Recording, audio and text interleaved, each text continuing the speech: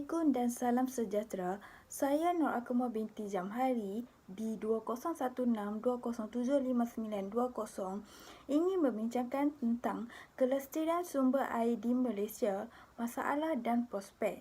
Untuk pentaksiran akhir HGF 3063, Kajian Hidrologi Tropika.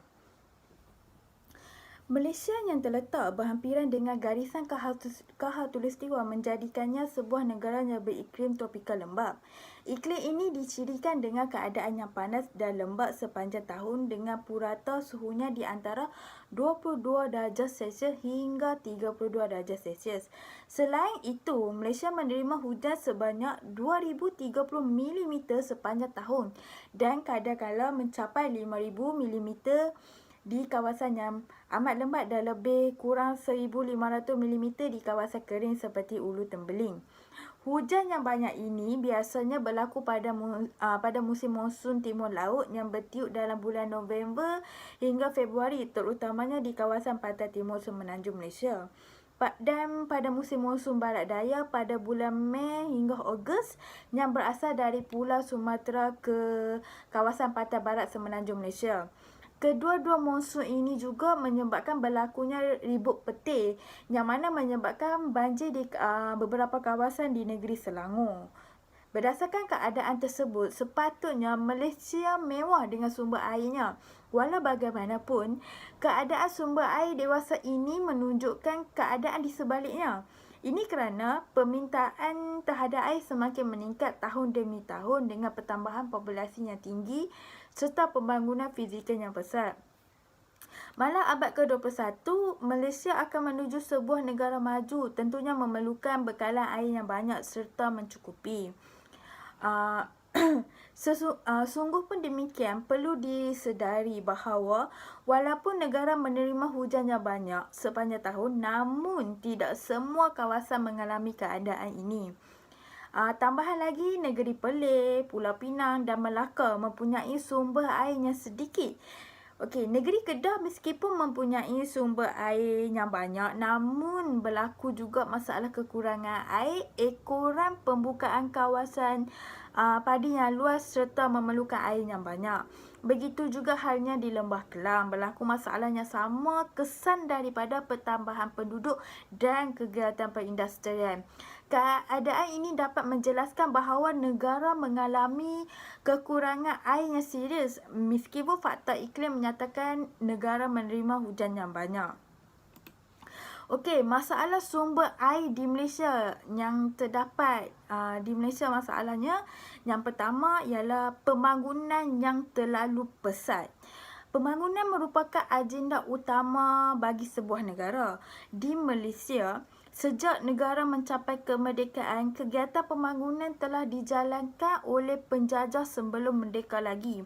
Okey, selepas merdeka pada tahun 1957, ia telah diteruskan dan kemuncaknya pada tahun 1990 apabila negara cuba mengalihkan imejnya sebagai negara industri. Pembangunan di Malaysia merujuk kepada pembangunan fizikal iaitu perubahan corak guna tanah yang melibatkan pelbagai sektor. Meskipun negara rancak dengan taburan koridor pembangunan tetapi tidak sebagaimana taburan sumber airnya. Oleh yang demikianlah, pembangunan menjadi masalah utama melestarikan sumber air. Okey, sektor yang terlibat ialah sektor pertanian. Pembangunan awal yang dijalankan oleh kerajaan adalah dalam sektor pertanian yang merupakan pengeluaran biji ring seperti padi dan tanaman komersial seperti getah dan kelapa sawit. Sektor pertanian menjadi tumpuan utama oleh kerana berlaku permintaan makanan yang tinggi sejajar dengan pertumbuhan penduduk yang semakin meningkat. Oleh yang demikian, berlaku pembukaan tanah secara meluas untuk tujuan tersebut melalui agensi-agensi kerajaan seperti Ferda dan Ferja. Sebagai contohnya di Kemerah Highland, kebanyakan guna tanah adalah untuk penanaman teh. Ia boleh didapati di antara 3,500 kaki hingga 5,000 kaki dari paras laut. Ia ditanam di kawasan ceruk bukit dan lembah yang dianggarkan antara 4,000 hingga 6,000 ekar. Selain itu, penanaman sayur-sayuran seluas 1,000 ekar juga terdapat di kawasan tanah tinggi yang juga merupakan kawasan tarahan. Selain itu, penanaman padi 2 kali setahun diperkenalkan sebagai usaha meningkatkan produktiviti dan taraf hidup pekerja. Kadar air ini tentunya memerlukan bekalan air yang banyak. Mengikut statistik, aktiviti pengairan merupakan penggunaan air yang terbesar di Malaysia sejak 20 tahun yang lalu. Dianggarkan 82% daripada kuantiti air di semenanjung Malaysia digunakan untuk tujuan pengairan dan kadar ini kekal hingga ke hari ini. Sektor yang kedua ialah infrastruktur dan kemudahan awam. Sektor infrastruktur dan kemudahan awam adalah pembangunan fizikal yang penting dan semakin berkembang pesat di Malaysia. Ia meliputi perkhidmatan pengangkutan, penyimpanan dan perhubungan seperti bekalan elektrik, gas dan air. Ini termasuklah pembinaan jalan raya, lebuh raya dan jalan raya bertul. Contohnya, pembinaan lebuh raya Pantai Timur, projek lebuh raya Tanah Tinggi Kemaran Highland dan sebagainya. Dan pembinaan jalan raya di Gunung Raya Pulau Langkawi. Berdasarkan statistik menunjukkan bahawa jumlah rangkaian jalan raya meningkat sebanyak 8.5% daripada tahun 1992 hingga 1996. Okey. Yang ketiga, sektor perindustrian. Menjelang abad ke-21, apabila negara beralih untuk menjadi negara maju, maka pembangunan sektor perindustrian telah dibangunkan dengan pesatnya. Banyak kawasan-kawasan industri baru telah dibuka dan beberapa buah kilang telah beroperasi. Contohnya, kebanyakan kilang yang terletak di zon utama perindustrian seperti Lembah Kelang di Selangor, Perai dan Bagan Lepas di Pulau Pinang dan Belatung Pasir Gudang di Johor. Kita tidak dinafikan bahawa sektor perindustrian ini memberikan peluang pekerjaan dan pertumbuhan kepada ekonomi negara dan pada masa yang sama juga menyumbang kepada masalah alam sekitar. Ini termasuklah sisa toksik, pelepasan efluen dan sebagainya. Oleh yang demikian, pertambahan aktiviti perindustrian akan menyebabkan kadar permintaan air yang tinggi bagi menggerakkan jentera pembersihan dan sebagainya, serta kesan perindustrian ini pula menyebabkan kualiti air terjejas dan akhirnya mendatangkan masalah kepada sumber air. Tidak dinafikan bahawa sektor perindustrian ini memberi peluang pekerjaan dan pertumbuhan kepada ekonomi negara dan pada masa yang sama juga menyumbang kepada masalah alam sekitar. Aktiviti perindustrian memainkan peranan penting dalam pencemaran air secara kimia.